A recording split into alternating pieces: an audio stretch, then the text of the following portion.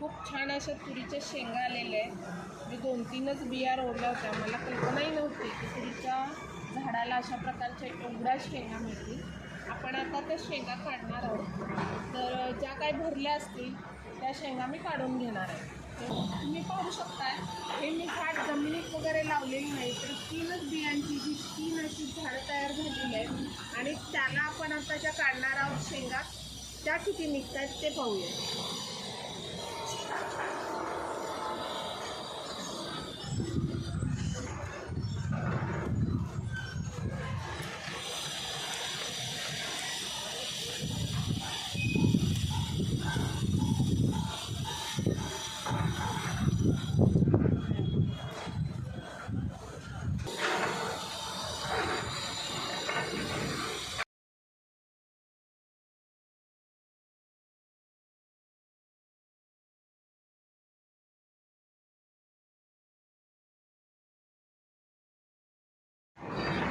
एक भाजी होईल एवढ्या शेंगा मी काढलेल्या आहेत। तुम्ही पाहू शकताय झाडावर अजून भरपूर अशा शेंगा आहेत, पण त्या थोड्या कोवळ्या आहेत। आपण त्या 2 दिवसानंतर काढूया।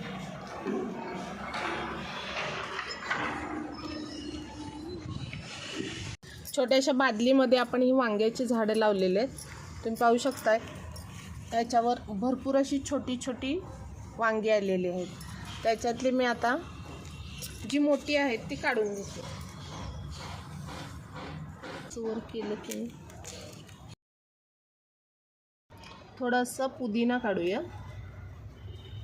तोही मी अगदी छोट्याशा कुंडीमध्ये लावलेला आहे आणि मला कधी बाजारातून आणायची तशी गरज लागत नाही।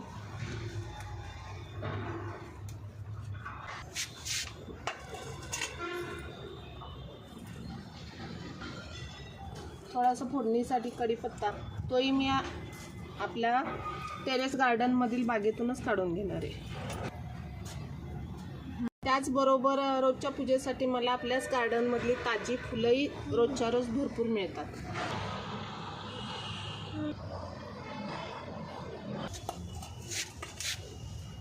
या आळूची पानं मी आत्ताच लावलेली आहेत, अगदी छोटी छोटीच झालेली आहेत, पण मला नैवेद्यासाठी वडी करायची आहे म्हणून मी ही छोटीच पानं काढून घेणार आहे।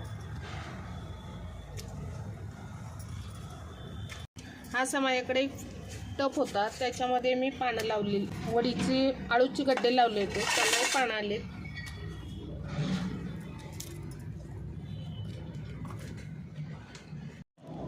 ही ओव्याची पानं आहेत, त्याची थोडीशी भजी होतील तेही काढून घेऊया। आणि ओव्याची भजी कधी तुम्ही केली आहेत का? एकदा करून पहा, खूप चवीला छान लागतं।